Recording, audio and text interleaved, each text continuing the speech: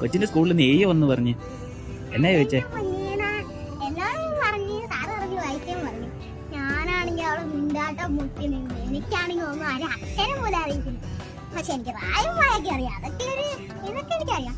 പക്ഷെ സാർ കൂട്ടി വായിക്കാൻ പറഞ്ഞപ്പോഴാണ് പണി വാളയും വന്നത്. അപ്പത്തേക്കും തന്നെ ഞാൻ ഞെട്ടി. എന്നിട്ട് ഞാൻ സാറിനോടൊപ്പം സാറേ എനിക്ക് മലയാളം ഇംഗ്ലീഷും അറിയാൻ പറ്റില്ല, ആകെ ഗണിതം മാത്രമേ അറിയാൻ പറ്റുള്ളൂ. അപ്പൊ സാറിന്റെ ഒരു മിണ്ടാട്ടാണ്. ഞാൻ തിരിച്ചു വന്നു.